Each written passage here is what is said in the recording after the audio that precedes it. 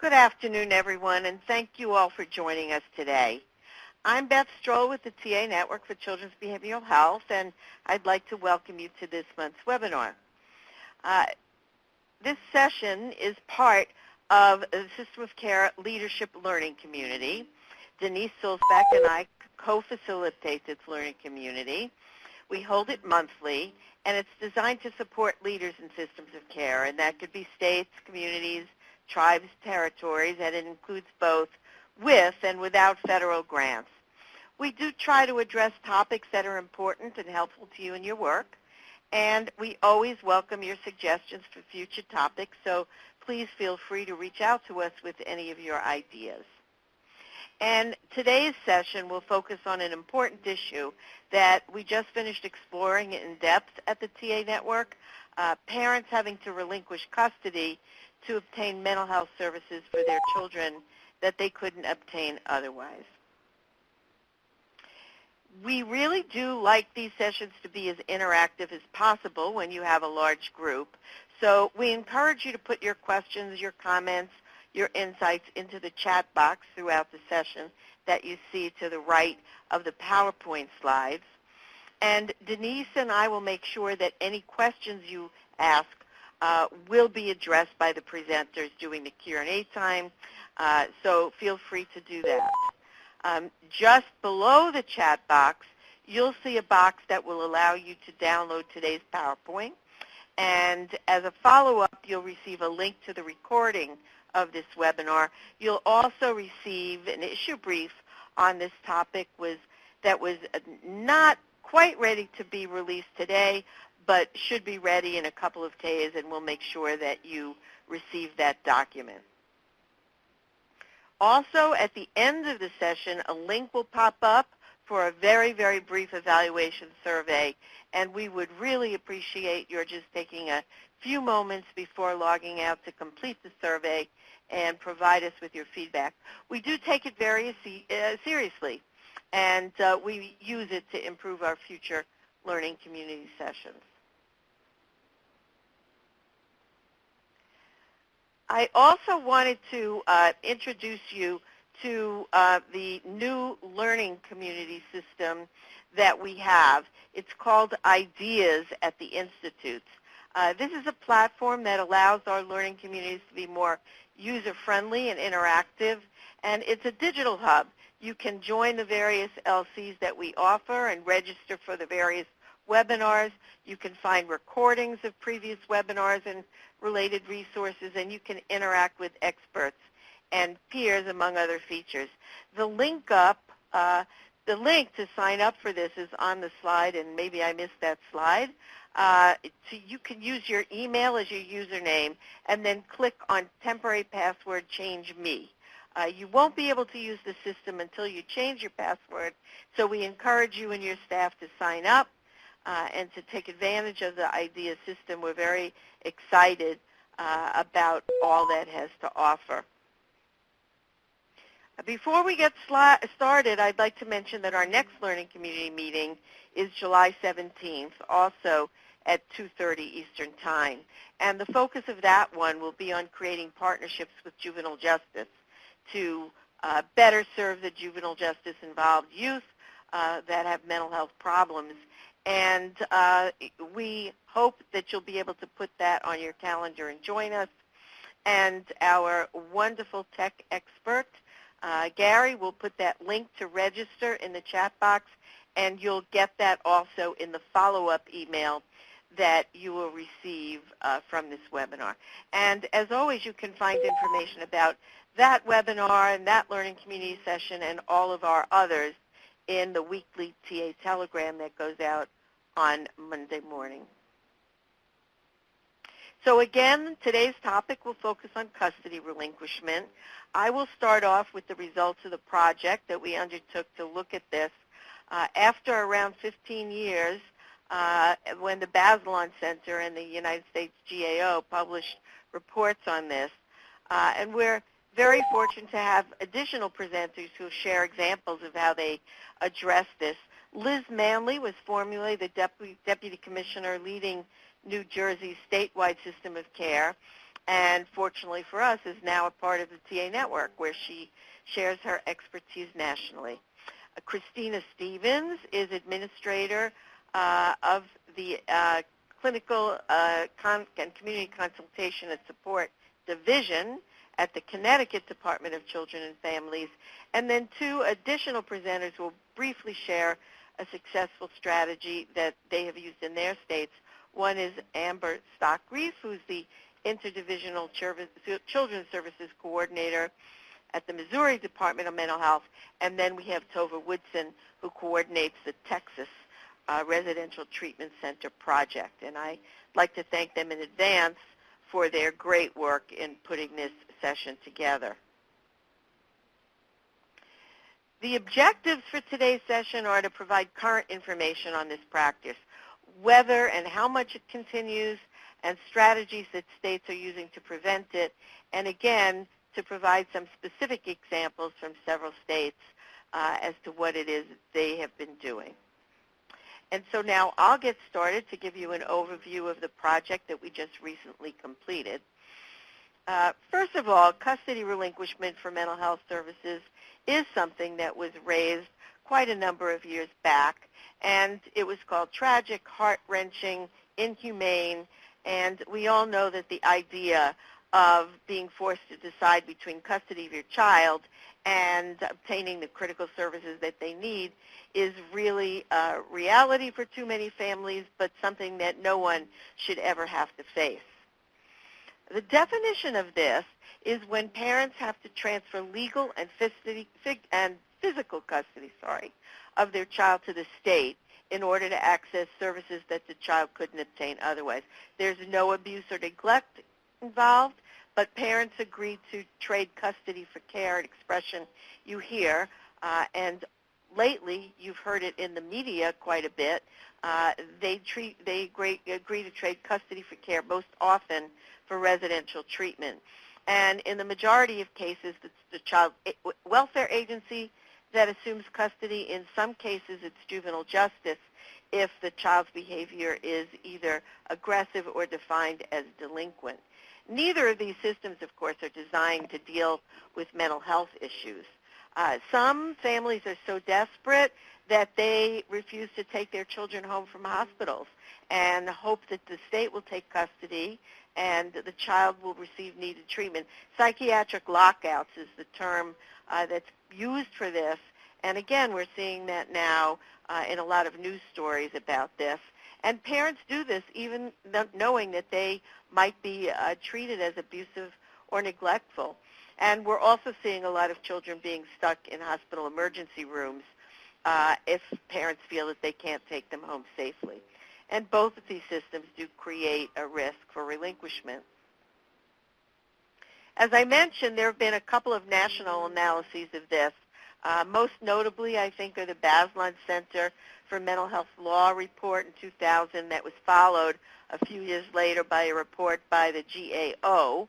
And there were a number of state analyses, too, but there hadn't been any current information about this.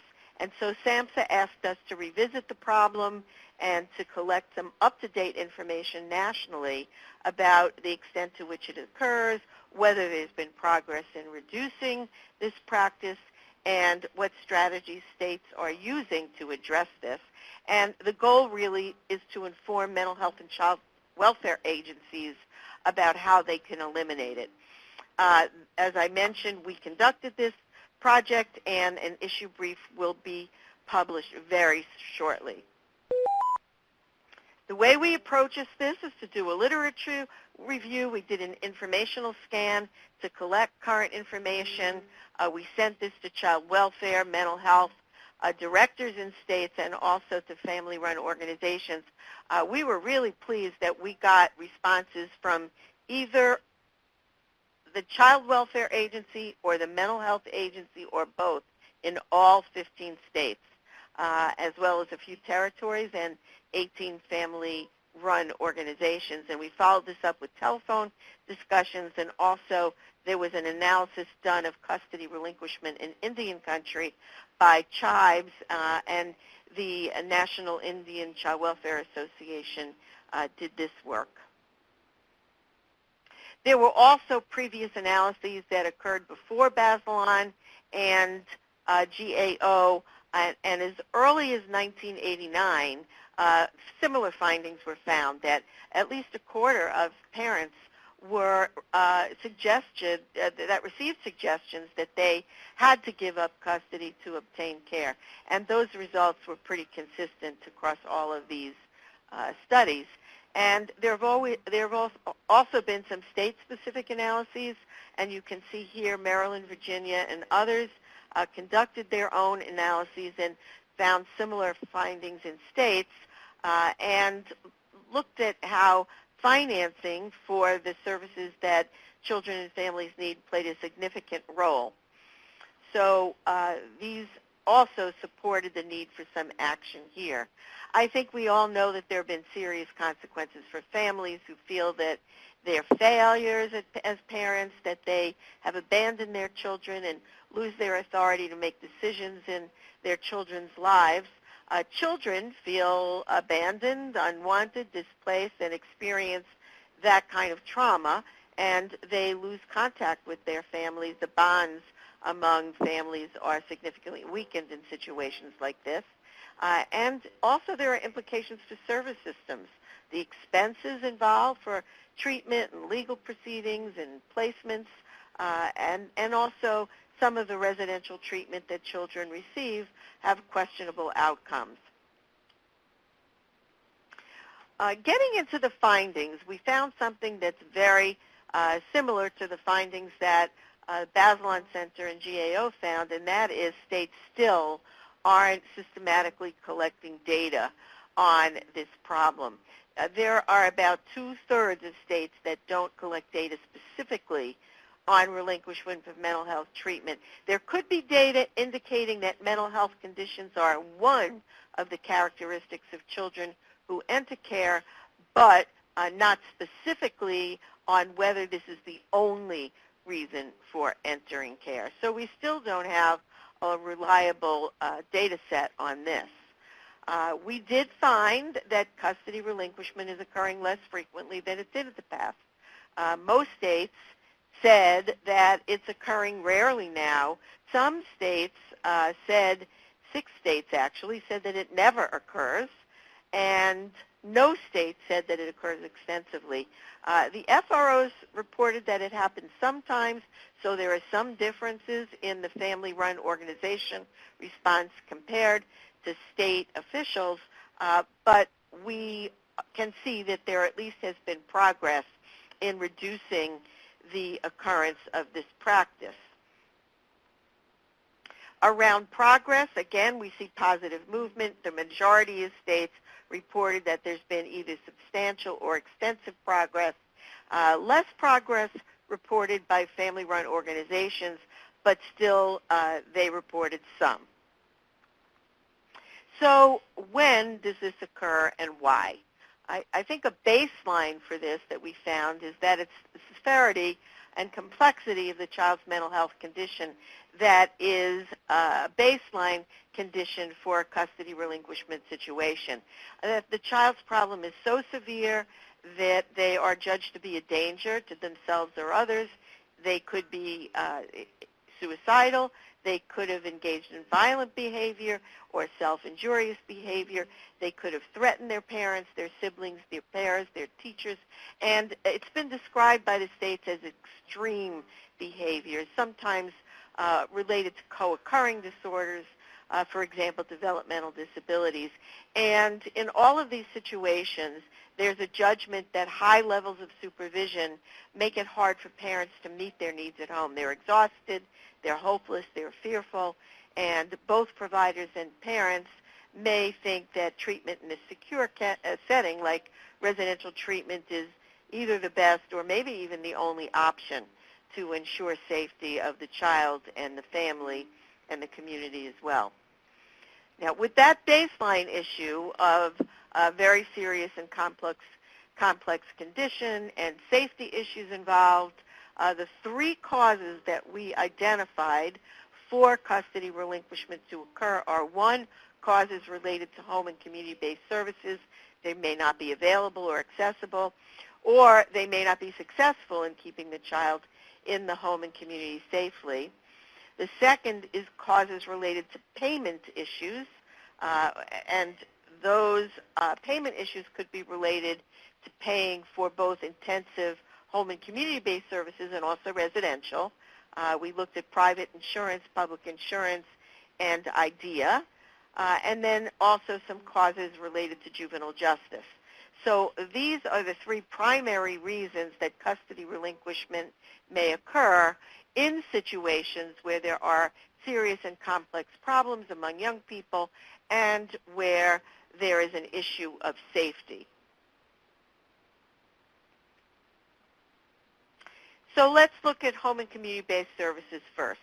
About 40% said that lack of home and community-based services is either somewhat or very common as a contributing cause to this. And it could be also that various accessibility across geographic areas, like in rural or frontier areas, is somewhat or very common and makes it difficult to access these services. It could be capacity that's not sufficient. Maybe there are long wait lists. Maybe there are shortage of professionals, eligibility requirements. And it could be simply a lack of investment in creating enough capacity in home and community-based services. And without these, residential treatment may be seen as the only option. Moving to payment, you can see that 2/3 of the states reported inadequate coverage of mental health services, and that could be either intensive home and community-based services or residential treatment. And it's very or somewhat common as a cause in 2/3 of the states, and 88% of FROs reported that too. It's a little less common for families to report exhausting their insurance benefits, but that does occur. And so both lack of coverage and inadequate coverage in terms of exhausting benefits before needs are met are contributors to custody relinquishment. Something that's a little ironic here is that middle-class families may actually be at risk more for custody relinquishment since they have insurance, but coverage is particularly poor, and they may have high out-of-pocket costs like deductibles and copays. So middle-class families actually may be more vulnerable to this. Public insurance was ranked as one of the causes, but lowest. 68% reported it not common, but still some states cited that inadequate coverage of a comprehensive service array in Medicaid and CHIP do contribute as a cause. You all know that Medicaid benefits tend to have much more robust coverage than private insurance, but that intensive home and community-based service coverage does vary across states, and sometimes managed care and eligibility and pre-approval approaches could create barriers to obtaining those kinds of services. And payments under IDEA was ranked 3rd. IDEA, as you know, does require a free public education and then related services for children with disabilities. The issue here is that children with serious emotional disturbances tend to be under-identified. That happens in almost half the states. And then also in almost half the states, inadequate funding for intensive services or even residential treatment was reported as a very or somewhat common problem. And then lastly, judges may commit children to residential treatment. It was reported by half of the states that this is a somewhat or very common cause, and that may be done without input from mental health professionals, which is certainly a concern. And it may be done without knowledge of what home and community-based services may actually be available in the community that could substitute for residential treatment, or there may be no knowledge about how to access those services that do exist. This slide just shows the mean rating by states and family members of each of those causes that I just went over, and they really do show the same trend among state agency officials and family-run organizations. except that family-run organizations relate all of these causes as somewhat more common than states do. But generally, they are rated in the same direction as contributing causes to custody relinquishment. Okay, so what are the strategies to prevent custody relinquishment that we learned about? We looked at two aspects of this. One, we looked at strategies that directly address custody relinquishment and how to prevent it. And second, we looked at strategies that states are using to expand home and community-based services. And both are needed really to prevent this practice. I love this quote from Laurel Stein, which is that just banning the practice closes one door without opening another. So we looked at these two types of strategies that states could be using. If you want to look first at the strategies to directly prevent custody relinquishment, we divided those into four categories: mandates, voluntary placement agreements, policies and guidance, and diversion. So those were the four categories that we took a pretty close look at. About 90% of the states reported using at least one of those.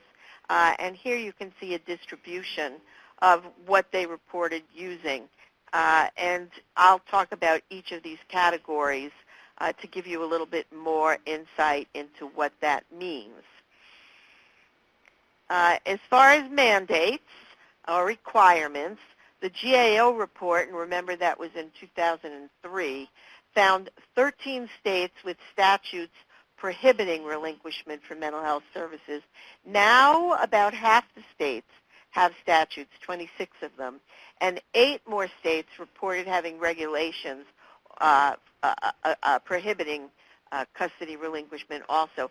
So this is a big improvement. We find now a total of 2/3 of states have either a statute or a regulation that prohibits custody relinquishment solely to obtain mental health services for their children. The second type of strategy we looked at are voluntary placement agreements. And by the way, on the left-hand side of each slide, I provided a description of one of those types of strategies from a state. Obviously, there is no time to go into those in detail. You will have the PowerPoint and be able to look at those. So I'll just summarize them, and you can look more closely at the examples. But about most states have either regulations or statutes that allow voluntary placement agreements in their child welfare systems. But about half reported using them specifically to prevent custody relinquishment for mental health services.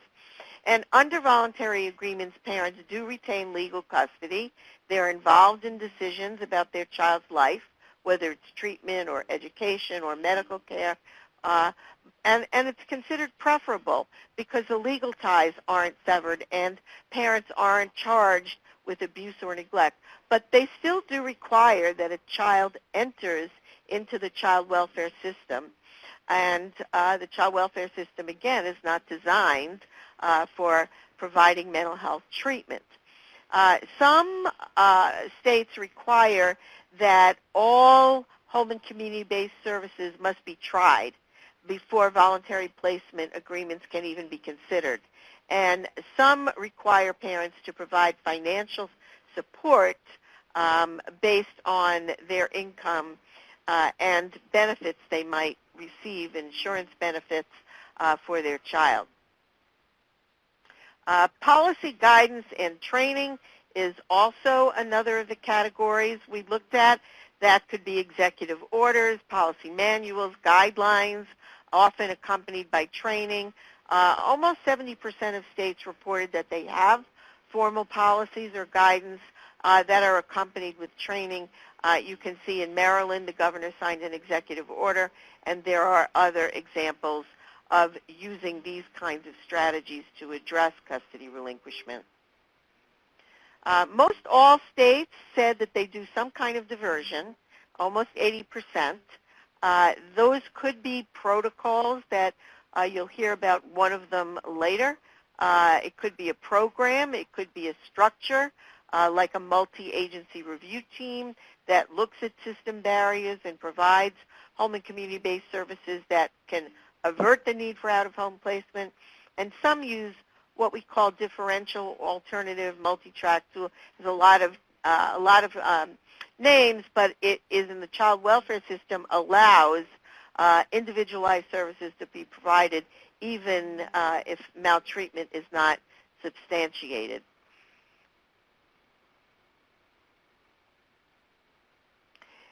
Moving on to the next category, we looked at what state strategies are being used to expand and finance home and community-based services that could avert the need for custody relinquishment to begin with. And there are four categories that we looked at here. One were system of care strategies, two, Medicaid strategies, the third, cross-system strategies, and the fourth, local strategies. And I will talk briefly about each type of category here.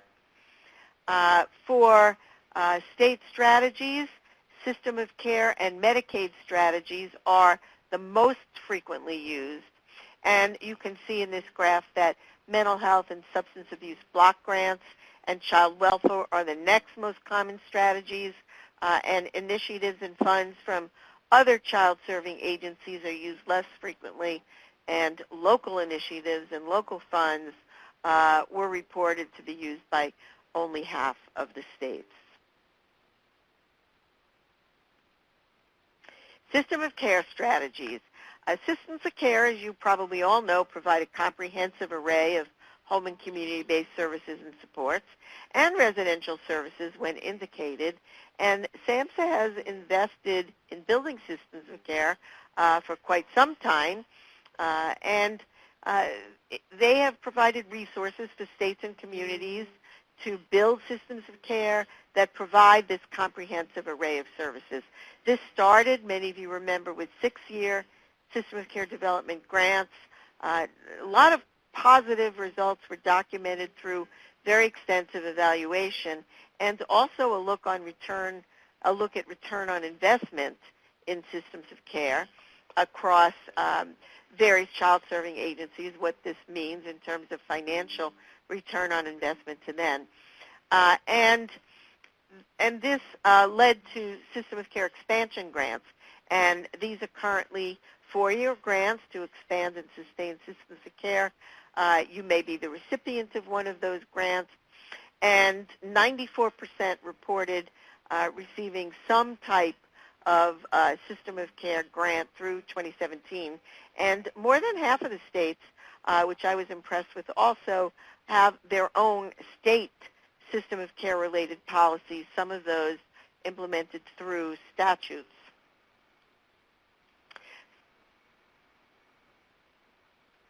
Medicaid strategies were huge. About 90% of states use one or more Medicaid strategies to finance home and community-based services.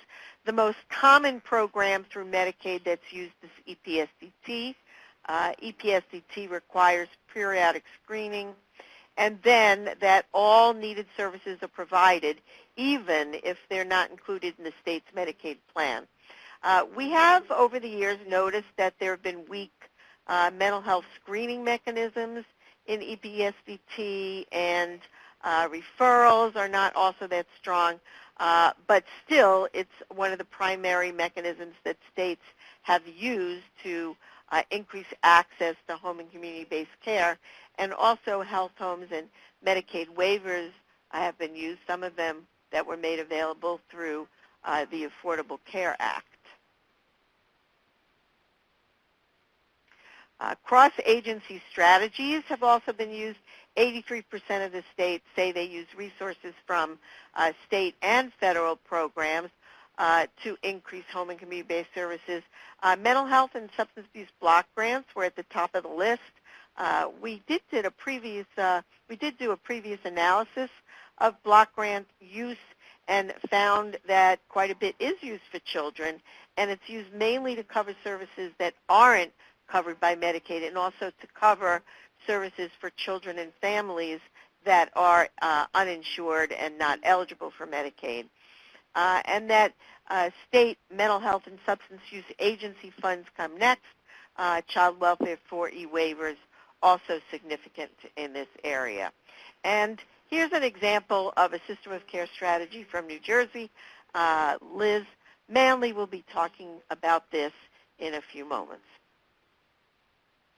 We took a look at what are effective strategies, and we looked at what are the strategies used in states that say they have no occurrence versus what strategies are used in states that reported frequent occurrence. And what we found really here, I think the most significant finding, was that custody relinquishment occurs frequently in those states, have no mandates, no statutes, no policies, no regulations, but the majority of states with no, with some type of relinquishment that are occurring report that they have, that they don't have those kinds of mandates in place. So this really suggests that some type of mandate, whether it's an explicit policy or regulation or statute, can have what seems to be a significant impact on custody relinquishment, and also monitoring seems to be more widespread in states that report no occurrence. But I think the main point here is that everybody we talk to about this, whether it's child welfare agency or behavioral health agencies and family-run organizations, stressed that multiple strategies across all of these areas are needed, and that no one of these strategies can be effective alone. It's really the synergistic effect across multiple strategies that seems to make a difference here. These are recommended strategies to prevent custody relinquishment that emerged from this report, putting all this information together, and it is consistent, as you can see, with the aspects of reduction, prevention strategies that I mentioned previously, implement mandates, develop diversion procedures, provide training, use voluntary placement options. One I think that's important is that when voluntary placement options are used, or in those situations where custody relinquishment does occur, we need to make sure that parents are not subject to penalties and are not placed on child abuse and neglect registries.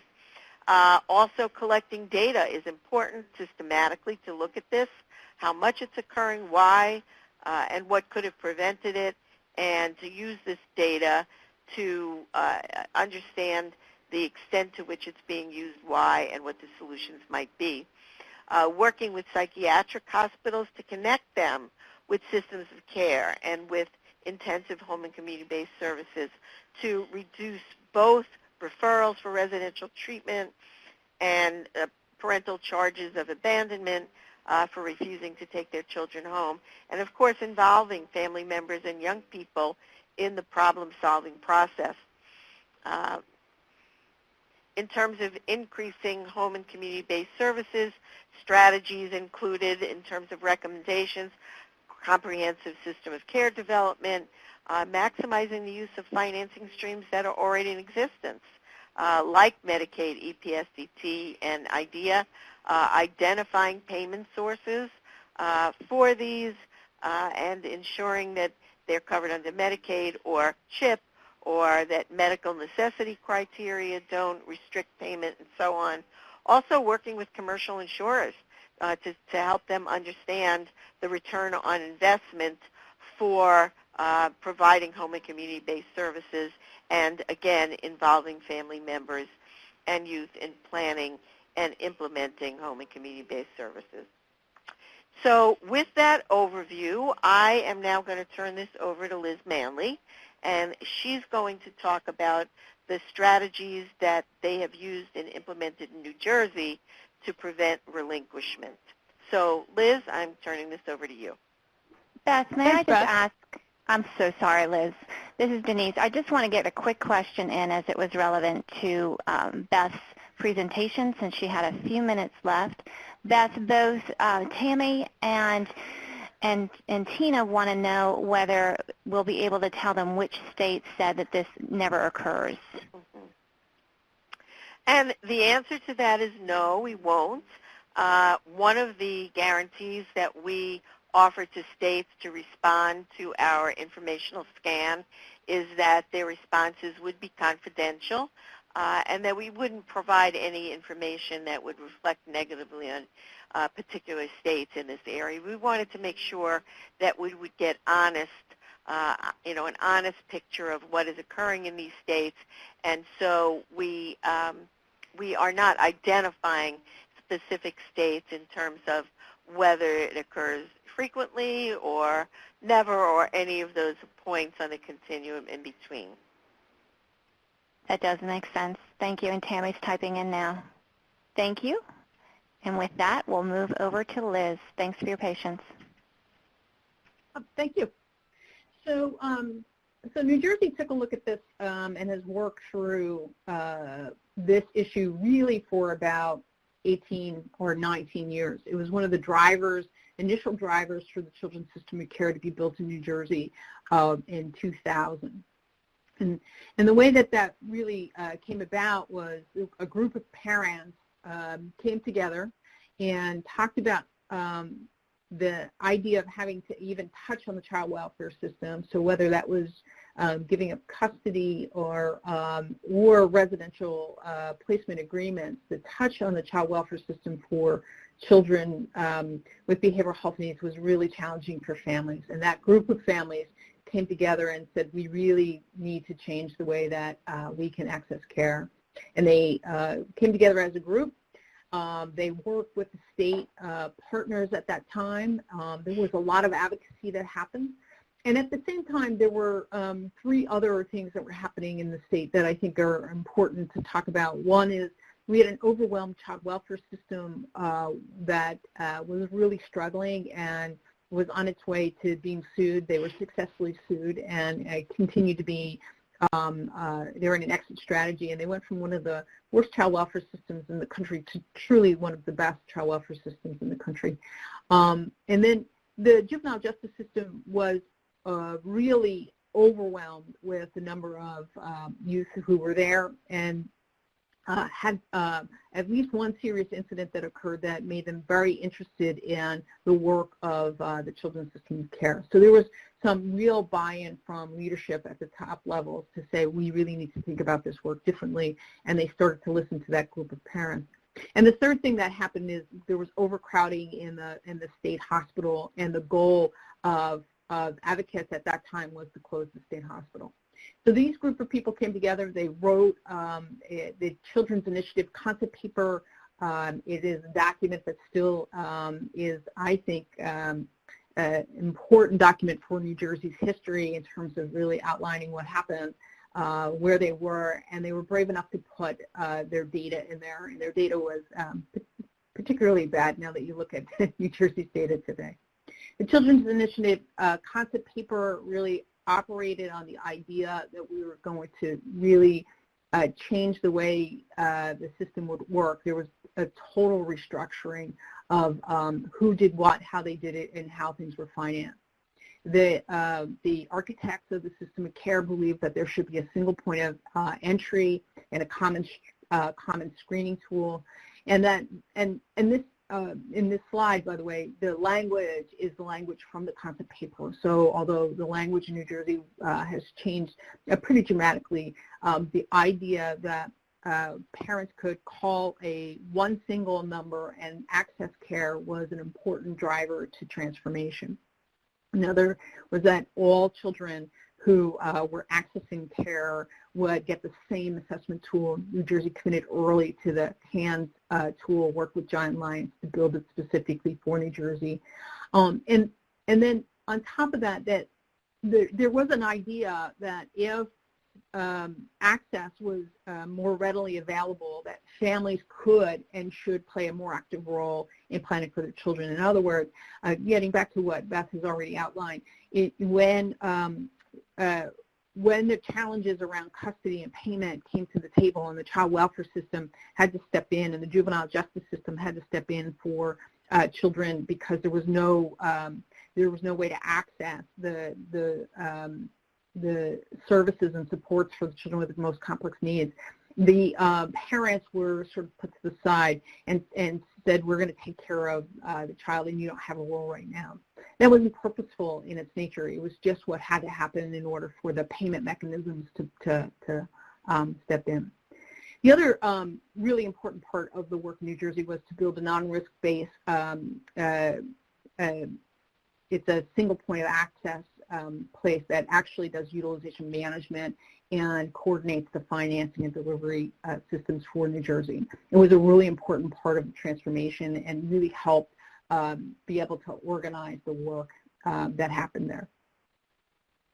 The structural changes look like this. We moved the front door, all access, so 24 hours a day, 7 days a week. Any parent in the state of New Jersey, any parent or caregiver can pick up the phone and say, I don't know what to do with my child, and help will be provided, whether that help is in the form of mobile response and stabilization that arrives within an hour, or whether it is a skilled, the highest licensure of individual in New Jersey would come and do an assessment within a longer period of time. That assessment process takes about 30 days.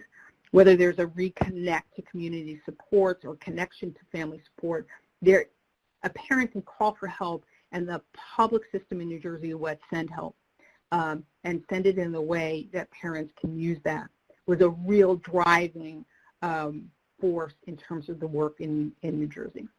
The role of Medicaid and sustainable funding was important. New Jersey committed early to putting many things into state plan amendments to ensure that that children would have access, and also came up with an alternative payment mechanism for children who would never qualify for Medicaid because of their family income. It really addressed the issue that we were struggling with in New Jersey at the time around children in the middle class who had access to health insurance but did not have access to any behavioral health insurance. And so those children were more likely to end up in the child welfare system or the juvenile justice system to access care because of that. And so we really shifted that by creating this Medicaid lookalike number so that we could provide a payment mechanism for providers. It also streamlined the way that all providers get paid. So they all get paid exactly the same way, using the same form, and it created a more efficient system for all of our partners at the time. The Medicaid lookalike number, those dollars come out of state general funds, and so creating the single point of access that could build that was really important. We focused on clinical necessity, not the ability to pay. So in other words, if a child had a clinical need, whatever that need was, our responsibility was to figure out how to get it met. And there were a lot of challenges of doing that, in particular in the beginning, because there was no real home and community-based services. So we had to build them, and we built them from scratch, those home and community-based services. We created strategies around both braided and blended funding, and we created avenues in which we needed to expand or contract depending on what was happening. So really looking at our data, building a data set. I'm going to share some data in a minute so you can see how much things have changed. And we supported family support and youth partnerships and committed early to the role of peer support in New Jersey. So early, it was not a Medicaid reimbursed service at the time that New Jersey built the system. New Jersey used all state general funds to support family support organizations and build those family support organizations from the ground up. They still exist in New Jersey. They're still very much a big driver in terms of the work that happens. And we created both local and statewide planning groups that include youth and family. Those were sort of in place, but we expanded on that work pretty dramatically. This is what the system looked like in the beginning. There was low-intensity services. There was outpatient, access to outpatient. I would argue not even great outpatient, because the outpatient organizations really focused on adult mental health. There was out-of-home, and majority of that out-of-home was either in child welfare organizations, residential treatment programs or in out-of-state residential care. And all of that has shifted dramatically. New Jersey no longer has any child welfare run residential treatment centers and has no children in out-of-state residential care. And then access to, this is what it looked like in the beginning. You had to go through the child welfare system, the juvenile justice system, or the acute inpatient system in order to get any kind of attention for any child behavioral health. Today, access is really through a single point of access, 24 hours a day, 7 days a week. A parent could call and say, I don't know what to do with my 15-year-old. He won't get off the sofa. And we would respond, and we wouldn't hesitate to respond. We would go there, we would see what was going on, and we would create a game plan in order to get that 15-year-old moving. It would not, there wouldn't be no hesitancy in New Jersey to do that. And the data has demonstrated why that's so important in some of the data we're going to see in a minute. That payment for any of the services are blind to the parent, youth, and young adult. And so in other words, there is no discussion about waivers. There's no talk about whether or not that service is available or accessible. If a child presents with a need for a particular service, then the youth, we work to create the access to that and move away and not worry about the fiscal components. Those are all figured out in the back door. But New Jersey does have a behavioral health carve-out that allows for that payment mechanism to be in the back door. The New Jersey System Care serves children with both moderate and complex behavioral health needs, intellectual and developmental disabilities. That's all intellectual and developmental disabilities for individuals under the age of 21. It is the behavioral health system and IDD system for children, the child welfare system, and it manages all the substance use services for youth and young adults under the age of 21. So it's very much coordinated. It's coordinated off time. I want to spend a little bit of time on the data because I think it's just really important to recognize that in 2000, New Jersey spent close to $120 million in residential care. They were brave enough to put that in their concept paper. And less than $5 million in family support in case management, and was case management services back then, less than $5 million in outpatient care, and about $15 million in partial care. $120 million, with the majority of that going to other states where there were over 300 children in out-of-state residential care at the time, and the majority of them had gone through the child welfare system in order to access that care. Today, mobile response and stabilization is a service that is provided 24 hours a day, 7 days a week, head to toe in New Jersey for any family that requests it. There is no, like I said before, there's no payment for that service. It allows two components, the 72-hour component and an 8-week component. And because families feel comfortable using mobile response and stabilization, New Jersey has been able to really change the whole trajectory for children. So if you look at the first side of the use of mobile response and stabilization, it didn't exist in 2000. And now it's a pretty relatively used service. So there's intensive and community, which are in-home therapists that actually work with youth and family. Care management, which is where wraparound in New Jersey sits, is actually those numbers that continue to go up in the use of care management. And residential interventions through all of this have gone down and gone down quite dramatically. So in 2000, there were over 3,000 children that touched on the system, the majority on residential. Today, there's 962 children who have touched and have some kind of residential intervention. And just to give you a little understanding of what that means, in 2012, when I was the assistant commissioner in New Jersey and the system of care, there were 1,800 children who had touched on, and on any given day, who are getting some type of residential intervention. Today, there's about 952 or 62 as of today. And that work is really cut across multiple things. The first being creating a voluntary system in which families can access care easily without having to touch on other parts of the system in order to access that care, right? That the payment is easy, that the public mental health system is responsive. All of those things are incredibly important in terms of that work. And that's New Jersey. So I'm going to hand over to Christina Stevens from Connecticut. Thanks so much, Liz. Hi, everybody. So this is Christina Stevens from the Connecticut Department of Children and Families, and I'm going to walk you through a little bit of what Connecticut looks like right now. So in Connecticut, our Department of Children and Families Child Welfare Agency is a consolidated children's agency. We have 4 mandates, child protection being one, children's mental health and substance use another, and prevention services. We also, from an organizational perspective, we've got 6 regions with 14 area offices that are housed within those regions. We've got 3 different facilities that are psychiatric residential treatment facilities for the adolescent population. We've got a psychiatric inpatient program and an experiential wilderness school program. We also have a central office, and we've got about 3,200 employees. On the child protection side, we've got about 4,300 children and youth in care on any given day. So that's just a little bit about the overall structure of the Department of Children and Families. From there, I want to walk you through what we refer to in Connecticut as our voluntary services program. And so our policy is really pretty clear about the fact that we will, as an agency, administer a voluntary services program that on a voluntary basis provides casework, community referrals, linkages, and treatment and support to children who are not in any way committed to the department.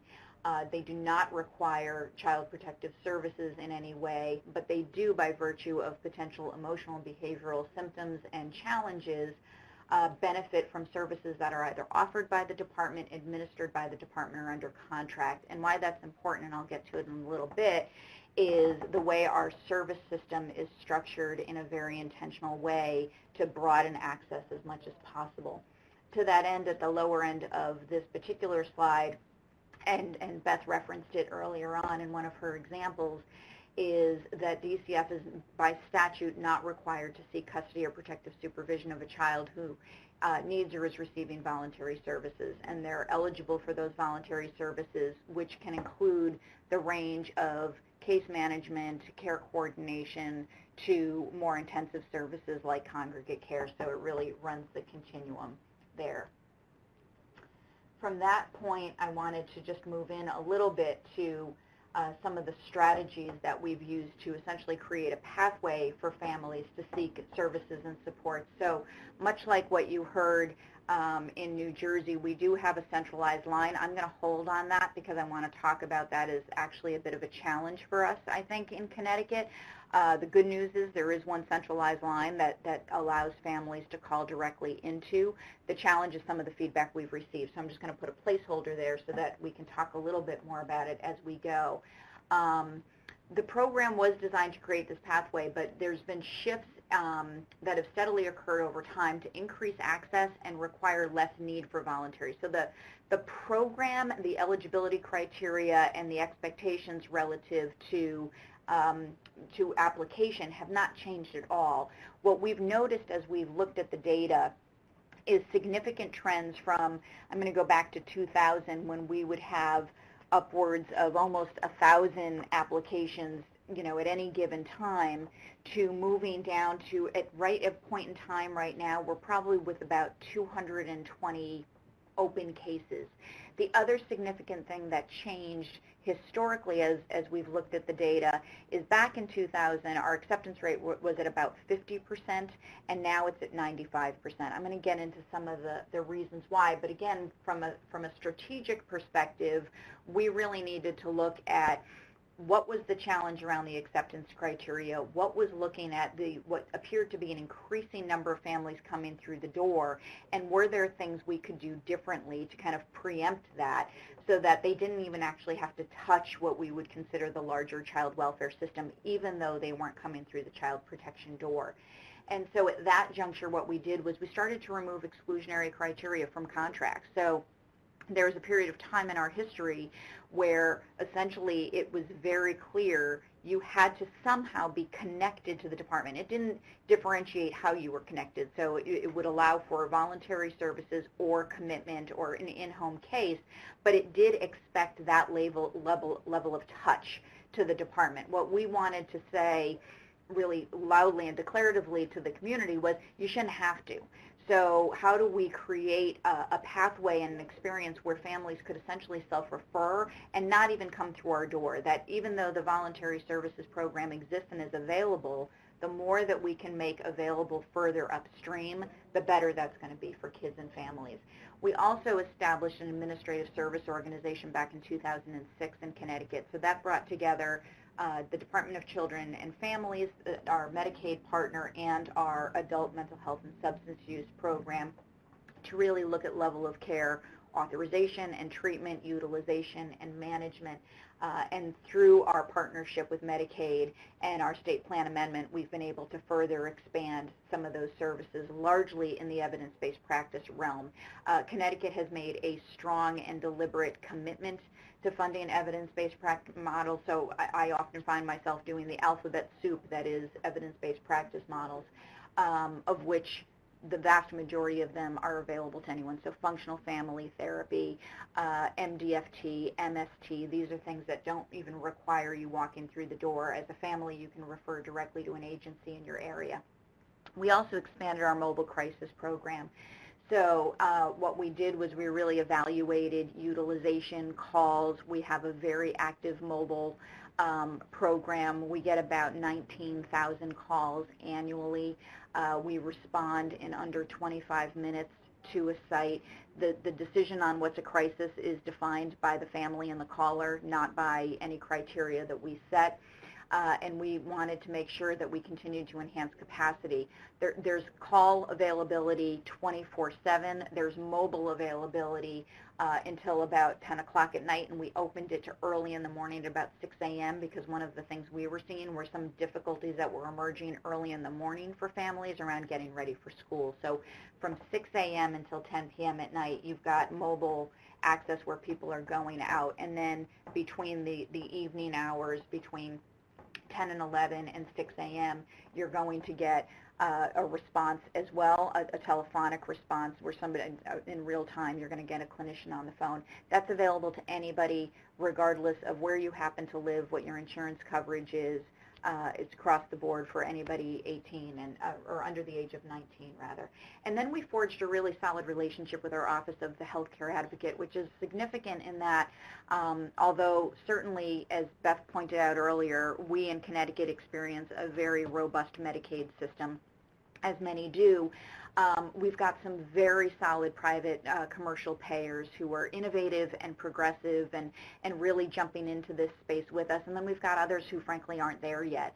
And so when we're working with the families who might be connected to their commercial payer, we forged this relationship with the Healthcare Advocate to figure out how we could together really push back and figure out if there aren't some opportunities to have those payers reinvest in a different way and think about that intervention versus a child showing up at the ED and then some of the subsequent things that can happen after that. So from there, I want to get into the highlights a little bit. You heard me talk about this. So we went from a 50% acceptance rate to a 95% acceptance rate. Now, as I mentioned earlier, the numbers of families have gone down. We've really attributed that to, again, the fact that we've moved exclusionary criteria out of contracts. The Affordable Care Act, frankly, was a game changer here in Connecticut as well. We've seen some uptick with our private insurance carriers as well. So all of those have really been contributing factors in the way we've thought about this. The other thing that has been really concurrent to the work we've been doing on the child protection side is continuing to advance and expand our community-based services so that we can do best by kids and families and keep them in their community and with their families and with their natural supports. So one of the things back in 2010 and 2011, we had, and even before that, we had an incredibly high investment, and I would argue over-reliance on congregate care as a solution and as a placement, frankly, not a treatment episode, but really as a placement where kids were staying long beyond what their treatment needs were. And we made a decision as we were building this system to say we need to reinvest differently. So we reinvested 79 cents of every dollar back into community-based services to build up the kind of capacity that you've heard me reference here. So 84% of these kids are served in their homes with their family with a whole host of services and supports around them based on what their needs are. So again, the good news is, although the acceptance rate is where we believe it needs to be, and frankly could even be a little bit higher, is we know by tracking our utilization rates across the service system, not specifically to voluntary services, we know that families are self-referring and they're gaining quick and better access to the services that they need right within their community. We've also increased our focus on early identification and referral to treatment. So we've introduced trauma screening.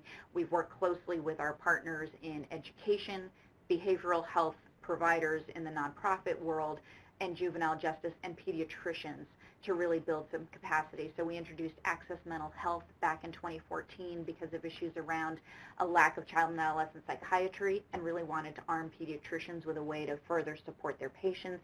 That's really taken off, and again is another way in which we're identifying needs early on for families and linking them to the right services where they don't necessarily have to touch a formal system like a child welfare system.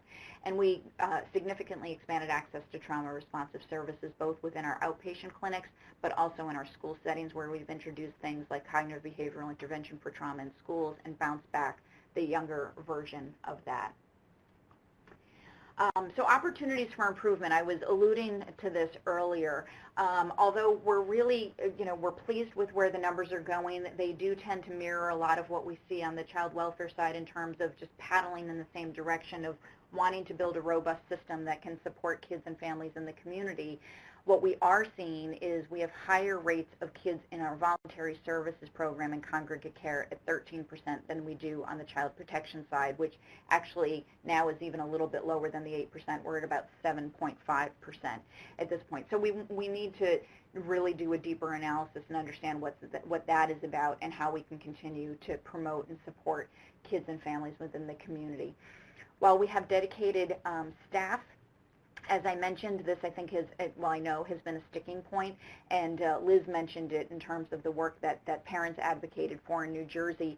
What just feels uncomfortable and challenging for families is, look, I mustered up the courage to call somebody. I picked up the phone. I need some help and support. I don't like the idea that I'm calling the Child Abuse and Neglect Care Line in order to start that process. And although they're dedicated staff and they take the call separately and they're not connected to the care line in that way, it just doesn't feel good to families, and we've heard that repeatedly. So we're actually in the process of making some change and building out our system of care even further and creating more kind of separation between the child welfare world and the behavioral health world and the overall system of care. Commercial coverage continues to be a challenge for us. As I said, we've got some who have been great partners and have really expanded what their clients are given access to. But in some regards, it continues to be a challenge. The other is the growth in the service system. We've seen exponential growth in a range of ways. We do regular assessments of utilization, capacity, length of service, outcomes, and although we're, I would argue, pretty resource rich in Connecticut, depending on where you happen to sit geographically, it may be more challenging for you based on issues of transportation, if you're in a rural community versus an urban community. So these are things we're paying attention to, and we've applied a racial justice lens across all of our work to really better understand where we are as it relates to health equity. So with that said, I am going to hand it back to Beth so she can introduce the final folks for our panel. Thank you. And thank you so much, Christina. That was great. We are also going to take a moment to present a couple of strategies in 2 states that have implemented a very unique approach to try to prevent relinquishment. First, Tova Woodson from Texas will talk a little bit about the Residential Treatment Center project. So Tova, can I ask you to just briefly describe that?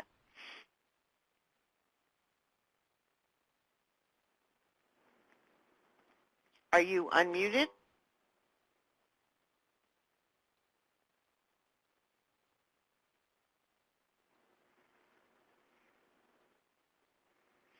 Okay, if we're having some technical difficulties with Tova, let's start with Amber. If you could talk about the custody diversion protocol in Missouri, and then we'll try to get back to Tova on the Texas strategy. Okay. Good afternoon, everyone. Yes, I'm going to talk a little bit about Missouri's custody diversion protocol and kind of where that got started to where we are today. So the protocol was developed to divert children from coming into the care of our children's division to obtain mental health services. And in creating this protocol, it was created with the Department of Mental Health, Department of Social Services, as well as the juvenile office, courts, and family members to best encompass all sides as far as barriers and what we need to address to prevent children from coming into state custody in order to obtain mental health services. So the protocol was initially developed in 2005 and was then revised in 2015. And we're currently going through another revision process just in order to make it more user-friendly as well as making this truly embedded statewide.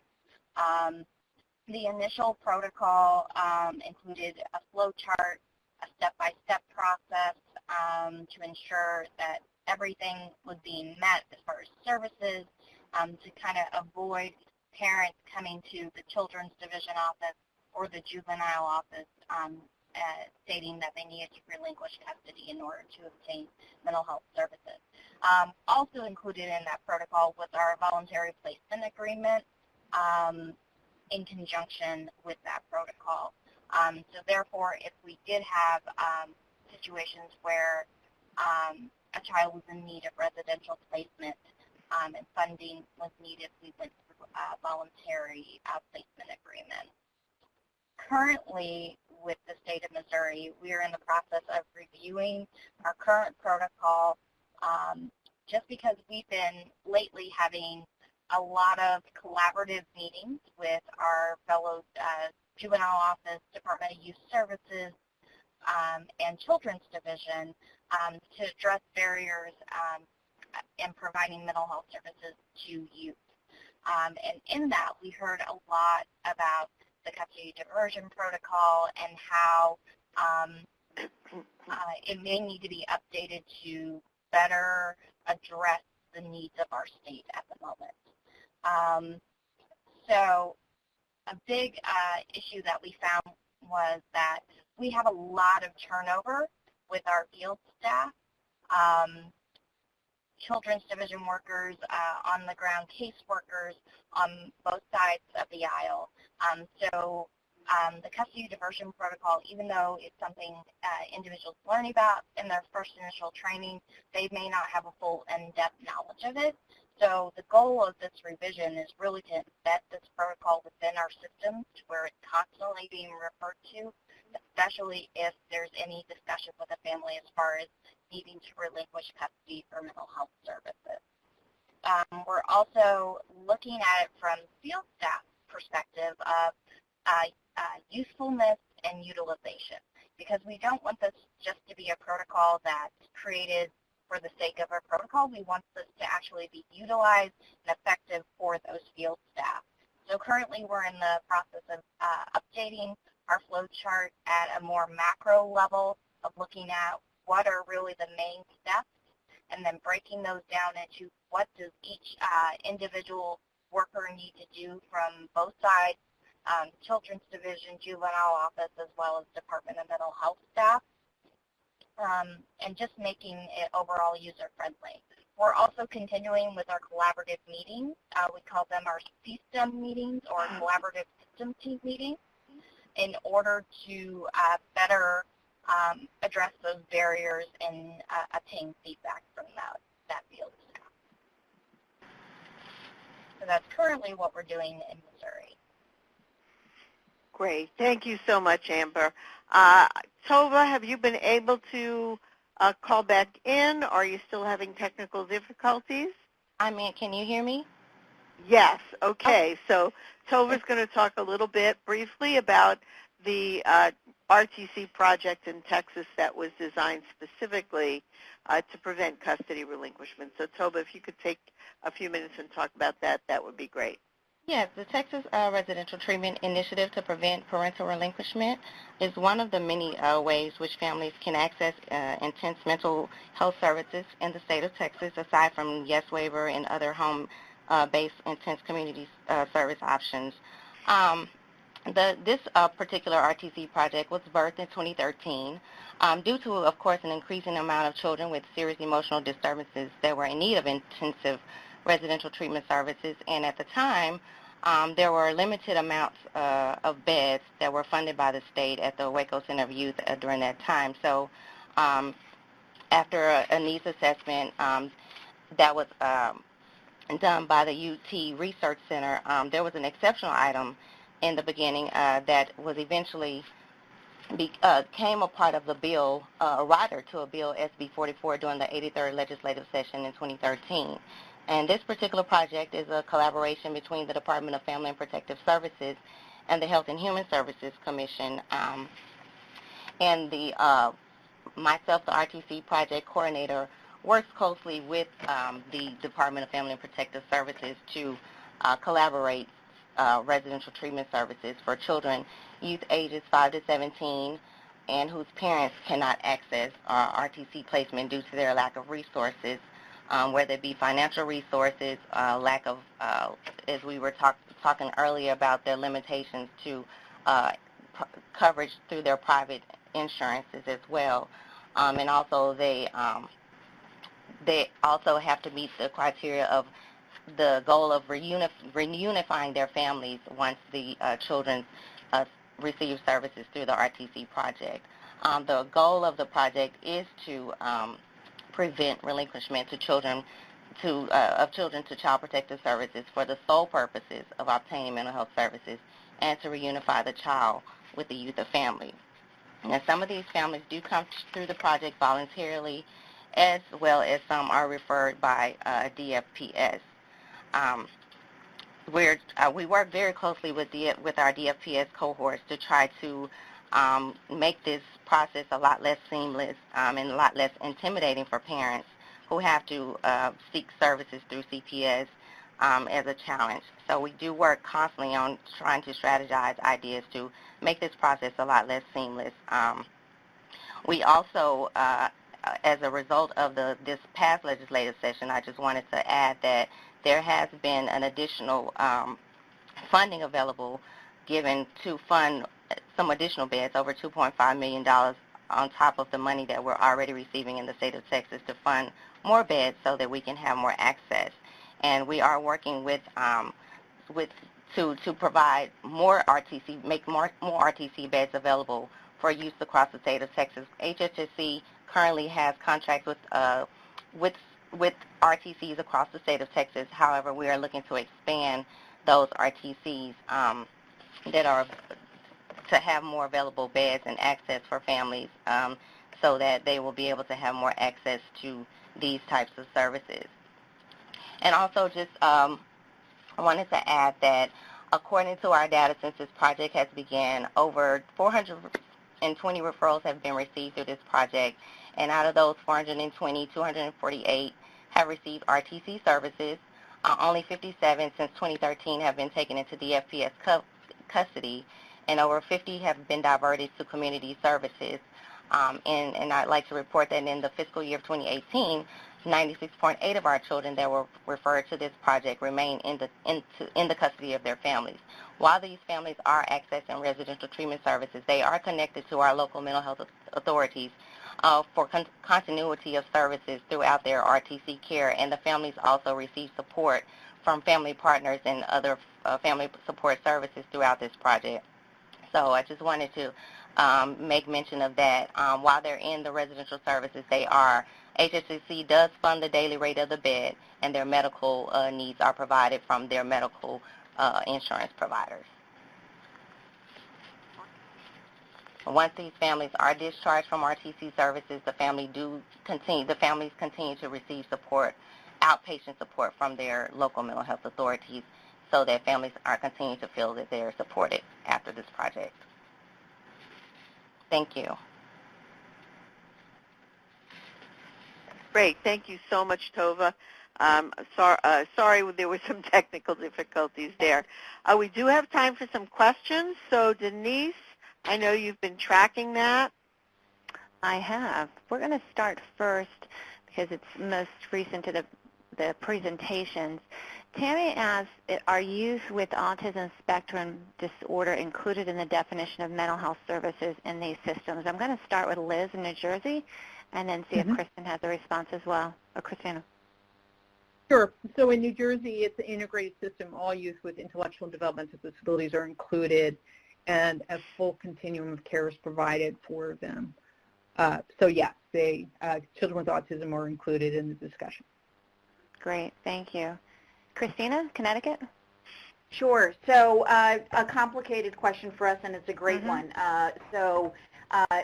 Yes and no, and I'll explain a little bit more why. So fortunately, with our Medicaid partner, we have built out an ASD spectrum service delivery approach with ABA and all of the right certified clinicians, and it's all built into our state plan amendment. So when we get those calls, our general for immediate link is to the administrative service organization to manage that. We also have some providers where what we've done is offer technical assistance and coaching and support into their programs, because we know, kids are not just one thing, right? We can't bifurcate them.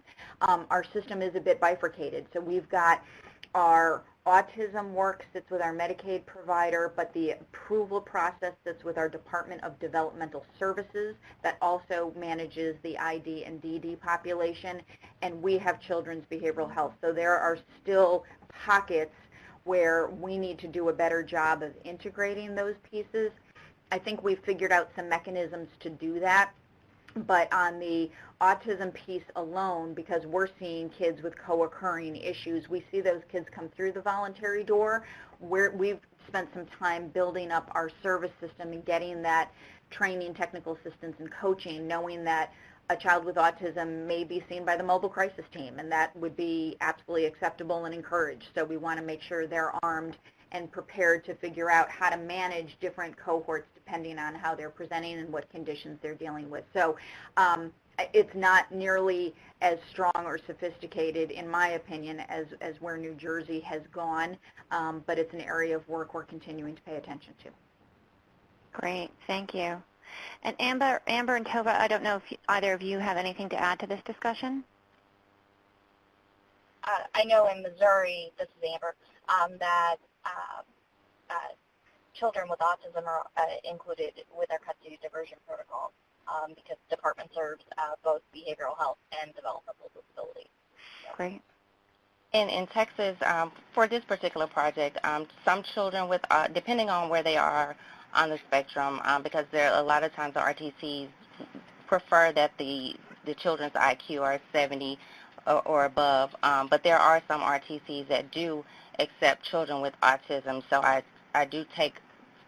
still do allow those applicants to come through it in order to at least attempt to find placement for those with autism.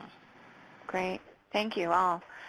So the next question is really a comment, and it's a question that we hear, or a comment that we hear quite often. It's from James in Texas, and he's saying the biggest issue is where he's located. It's rural access, makes it almost impossible for the children to receive the services. And at that point, he was talking about the community-based services. He submitted this question during Connecticut's presentation. He says he's the only mental health counselor for a children's hospital, and they have no access to RTC. The single access point would be awesome, but not a practice for a state the size of Texas, and there's issues with state agencies communicating. I'm going to start with Liz, because you have in New Jersey, you do have some rural regions, and you've grappled with this, and sure. Let's start with you there. Yeah, and so this is a complicated question about how does it look like and what does it look like in other states. And so, I can talk about New Jersey for sure. And then also, some of the work that I've seen since I've come to the Institute is to say that the first thing that states need to and communities need to think about is what are you trying to provide and what's the population that you're trying to serve.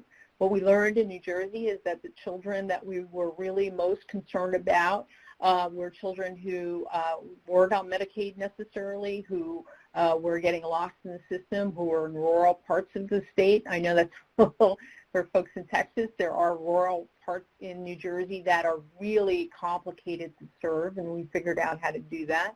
And we figured out how to really take away the issue of stigma, which is one of the things we were really struggling with families, was getting them to actually ask for help before things got so bad that they would they would touch on child welfare and juvenile justice. And so how do you do all of that? So the first thing we thought about is they just have one phone call to one place to call.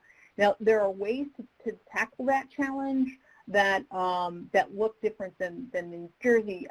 Like, as an example, some communities just use an existing line to call, or connect to a bigger system, but that bigger system, like in New Jersey, that is covering that single point of access, which is covering, is really directing it to the local community. They're taking that call, they use a single assessment tool, a single triage process, and ship that call to the local people in the community, in those rural communities, to actually address what's going on, both the community supports and engagement. And I just want to make one other point, and that is the majority of work that happened in New Jersey to reduce some of these numbers is the real community engagement, in particular in those rural places, in the places where services don't exist. I worked in one of those counties where there's no formal. You were a counselor in one particular place. We didn't have any of that. We had none of it. And what we had to do was build informal support and informal places for our youth to be able to gather. So there's a lot of ways to be able to address this issue. The first is trying to figure out who the youth are that you're trying to serve, and what tools do you already have, and then how do you connect those tools in a way that makes sense. Thank you, Liz. James, we also can connect you with, there is a statewide grant a system of care expansion grant in Texas, and we also have a rural learning community, and we can most certainly connect you with both of them after this webinar and follow up. I'm going to shift now to a question from Anne, and she cites the research on alcohol spectrum disorder, and she's really asking, what are states doing in identifying children with FASD who are likely, many of those children are being referred? And are the programs FASD informed? Thank you. Was that Kristen? No, this is Liz. Thank you. Real quick. It's actually part of the screening tool in New Jersey. It is one of the things that New Jersey screens for, and they have built some specific services for kids, with, but not enough. They're still doing some work on that. That's an excellent question, by the way. Yeah, this is Christina. It's a fabulous question, particularly when what's coming out of CDC in terms of when you're not actually diagnosing correctly and the challenges with that. In Connecticut, we worked with our Department of Public Health around the development of a screening tool, and so we're in the process of looking at that and figuring out how to implement, where to implement, and then really doing an assessment with our providers to talk about service provision, because it's an area that has not gotten as much attention, and with all we're seeing, we want to make sure, not unlike the ASD question, that we are in fact creating workforce capacity, so we've got the right set of services and the right set of supports with the right skills to be able to deliver what's going to be most useful to kids and families. Excellent. Thank you, Christina. So with that, we have just a few minutes left. We probably do not have any more time for questions, but we do want to thank you for your participation. We'd ask that you stay on for a few moments and take our survey. We do really value the feedback from our learning community participants so that we can continue to improve for all of you and hit topics that are of most interest to all of you. We also really, really encourage you to join our learning community at Ideas at the Institute. That is a way, it's a mechanism for all of you to be able to communicate with one another as well as communicate with us on various topics. There are also links to all of our prior offerings as well as other resources to support you in your system of care expansion efforts. Beth, am I leaving anything out? Now, I just want to add my thanks to Liz, Christina, Amber, and Tovra That's what I for left their out. outstanding work on this learning community session. I think they left you with a lot of practical strategies that you can apply in your own states and communities. And also would like to thank Gary from the TA Network for handling all the tech aspects of the session and for doing it so well. So again, thanks to all of us, and hope we'll see you on June 17th on our Partnerships with Juvenile Justice session. Thank you, everyone. Please stay on and take the survey. Much appreciated.